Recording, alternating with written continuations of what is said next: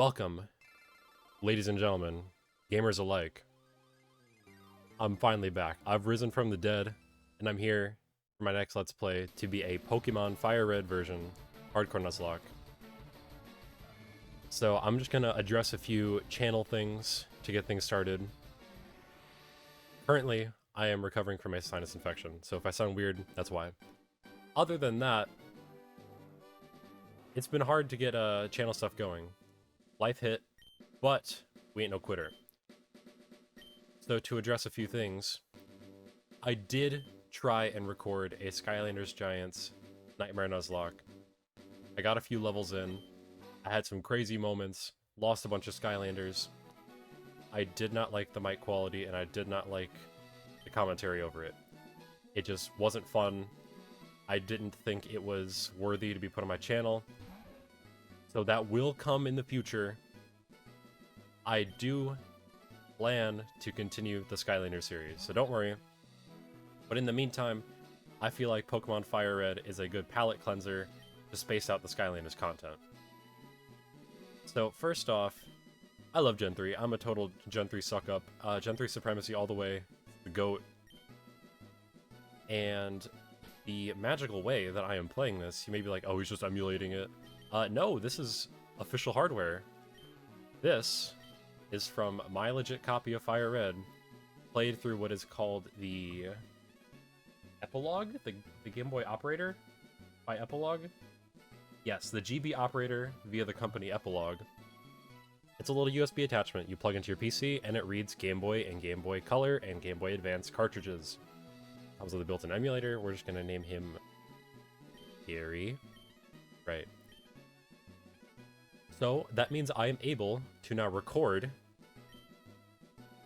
Red, Blue, Yellow, Gold, Silver, Crystal, Ruby, Sapphire, Emerald, Fire, and Leaf Green. So my goal is to play through the Pokemon games that I am able to play through, that being Gens 1 through 3, and then Gens 8 and 9, and then like Legends Arceus and whatever.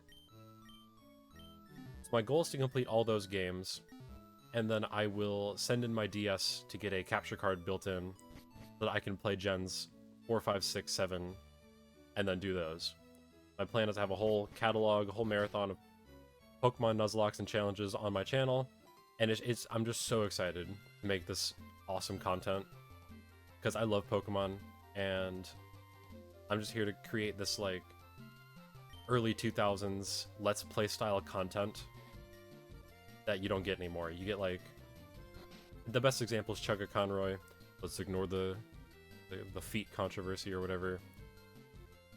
But that's a big inspiration for me of creating content, is just Chugga Conroy and those other older Let's Play style contents. So, with that being said, I'm here doing a Hardcore Nuzlocke. I have done this before in my own free time. I've completed a Leaf Green Hardcore Nuzlocke, and that was a lot of fun. I loved doing that so much. I chose Squirtle in that one, and I had a really fun team. I grinded everything out. It was such a slog at the end. But we have a workaround for that, thanks to the Game Boy operator. But for now, we're going with the best starter, Bulbasaur. Bulbasaur's the GOAT, man. Like, come on. I can understand enjoying Charmander. I can understand Squirtle's kind of boring. Charmander's overrated. Bulbasaur's perfect. So what do we name this fella? After sitting here baffled, we're naming him Cern. Cern, not Kern. So as you guys know, I'm a bit of a Smite enjoyer, as much as I hate to admit it. And Cern, short for Cernanos, is a Celtic god that protects nature. Blah, blah, blah, won't get into it. But, you know, he's a goat man. And Bulbasaur's my goat, so, like, I think it's only fitting. Now, with this playthrough, I'm gonna plan to give little biographies for the possible encounters that we can get. If I forget one or two, I'm only human, it's whatever. I'll make sure to get all the good encounters covered. But for now, we talk about the starters. So, Bulbasaur is like your best all-rounder choice. Bulbasaur does really good in the early game, kind of falls off in the middle of the game a little bit, and then it's kind of hard to work in late game, just because of like tight matchups and what the enemy trainers do. I didn't mean to growl there. But Bulbasaur in general is just really nice. It's a really good support mon. It's very tanky. It knows what it does, and it does it really well. We'll go with Squirtle next. Squirtle is a generic water type in a pool of generic water types. Gen 1 is notorious for its shocking amount of poison types, but as well as water types. There's so many good water types in Gen 1 that picking Squirtle is like almost handicapping yourself in a way. Because what's the point of picking a mediocre water type when you can pick a goated one that you get guaranteed, such as Gyarados, or other available options such as Starmie, Slowbro, even like shitmons like Seadra, Dugong. Lapras is the GOAT. Lapras is awesome. There's just so many water type available, and it's like, why would you pick Squirtle? To continue with this, am I healed? Yeah. To continue with this, we got Charmander. Charmander is kind of like picking hard mode for the early game, at least. It doesn't really do that well into Brock. It can beat Brock, but it's like, why would you risk it? And then it's so bad into Misty. You do not want to rock it into Misty. And there's not really that many guaranteed options to win against Misty. You get like Gyarados with Bite, I think. And then you get either Oddish or Bellsprout, depending on your version. But Charmander does excel in the late and mid game due to a lack of solid fire types. You get stuff like Rapidash, which is you get like Vulpix and Growlithe, which are stone evos, which is kind of why'd I go in here? But like you have to wait until like level 40 something to evolve either of them to get like their good moves. Flareon blows. Magmar's version exclusive, kind of just whatever. It's not bad. But there's like a sheer lack of genuinely good fire types. So, if you pick Charmander, I can't really fault you for that. I guess a little late to explain this, but if you don't already know the rules and you're still here, check the description. All the rules will be in the description, but Perma-Death is on. I can only catch the first Pokemon I encounter per route once I unlock Pokeballs. There's level limits to match the gym leader's ace Pokemon. I have to nickname everything. No items in battle. Held items are allowed. I think that's about it. I think Gary is such a funny character. I think he's genuinely... He might be the best rival. People classify N as a rival. I guess he is, because he directly rivals the player. He doesn't feel like a rival, even though he is one. But I feel like Gary, or Blue, I guess is his real name, is my favorite rival. He's that perfect mix of like confident and cocky, but also not like a douche about it. He's like, hey man, I'm so much better than you. I'm already ahead of you. You're this late? Man, you must suck. Smell you later. And it's like, I want to kick this guy's ass. Like, he really puts into perspective of how much like your rival's personality matters. Because as we'll see when we play the future games, those rivals are kind of boring. I'm gonna be real. Ow's like a nothing character. Hop's kind of cool. I kind of like him. His battle theme kind of carries him though. And just a lot of the rivals are either hit or miss or like, yeah, he's fine. None of them really stand out as much as Gary does. So here we are, and now that we have Pokeballs, our first encounter for this route is Pidgey. So Pidgey is not good. Pidgey is probably your worst option for a flying type. Unless I'm missing some odd Pokemon that just sucks even harder. For a Pokemon that can learn Fly, Pidgey sucks. It evolves really late, it matches the starter's Evo levels. Pidgey gets like 0 good moves. and it doesn't really do that much. Pidgey's kind of just a nothing character. To match the low-tiered nature of Pidgey, we're naming him UAV. As in the Call of Duty air kill streak, or score streak, depending on the game you're playing. Our other option on that route was Rattata. So Rattata's pretty cool. Surprisingly, it's not awful.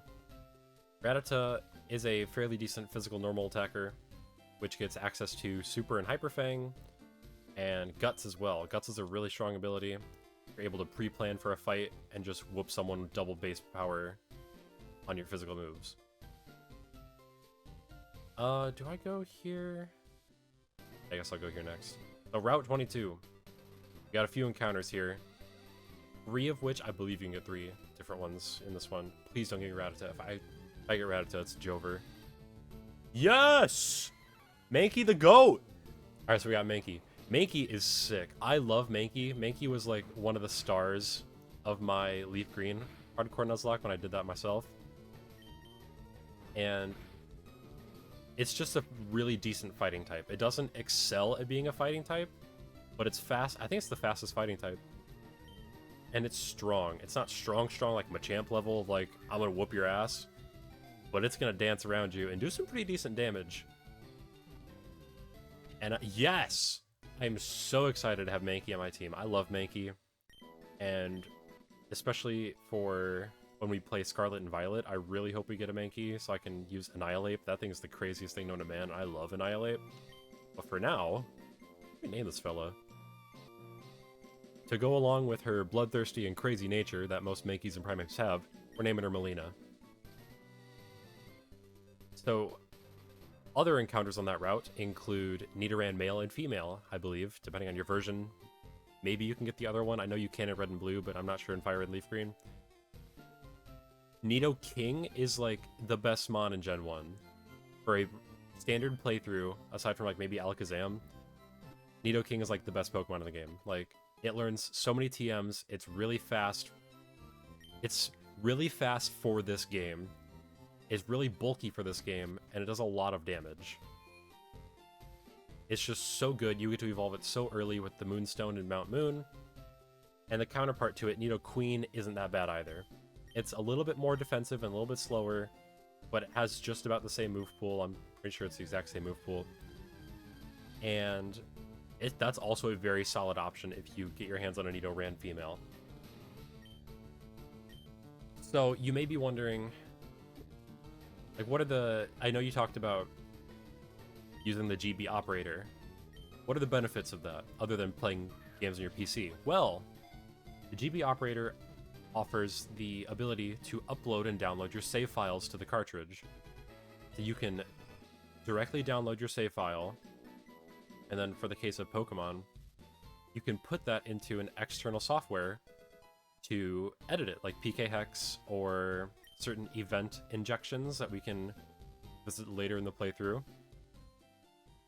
Am I healed? Okay, I'm fine. And I will be showing what we are capable of in the near future. So, first off, let's catch whatever's on this route. It should be a Rattata or maybe a bug. That's not what we want. There we go. We found the classic Route 1 rodent, Rattata. I already explained what Rattata does. Fairly decent early game physical normal attacker. Not that bad in this game. I'm pretty sure it gets access to Body Slam. And if you're able to like pre-poison it, or pre-burn it, I don't know if you'll be able to burn it. Pre-poison, pre-para it, it's pretty good. In honor of probably my favorite zombies game, Infinite Warfare, Call of Duty Infinite Warfare Zombies. Challenge Shuffle. W map. I know it's not favored very high, but I do have an Infinite Warfare Zombies video on the channel. Go check that out. I'll probably put that at the end of the video. Me and my friend play the Spaceland Zombies Easter egg, and we finish it. It's a lot of fun. If you want to see more of that, let me know, and I'll do the other Easter eggs. So for now, we're going to stop in the Viridian Forest, but we're not done with the video. I'm going to save right here, and I'm going to show you guys... I guess not show you. I'm going to do the background little hidden tech, and I'll show you guys how I'll be bypassing grinding. Alright, after that short delay of me messing around and checking out whatever I wanted to check out, let's see if this all worked. Our bag. Lo and behold, we have 3 stacks of 99 rare candies. So what I will be doing, as to avoid me getting burnt out with grinding, is to just rare candy my mons up to the level caps. This is not cheating. It is cheating. But it's cheating in a way that doesn't break the game. It's saving me time to be able to get these videos out faster, and to honestly just have more fun with them, because grinding is so unfun, especially in this game. It's mind-numbing, and I just cannot handle it sometimes. Like, how you expect me to train up a level 3 shit-ass Pidgey just to not be using it in the future? Like, this is the temporary mon to end all temporary mons. So I'm not going to bore you guys with all this. I was just showing you what I'll be doing. So, I think that's a good spot to end it off. Thank you guys very much for watching. Especially if you made it to the end. I really appreciate it. And thank you for sticking with the channel if you're here watching. So, my name is Matt. Stay tuned for more Firered, Hardcore Nuzlocke. And peace out, guys.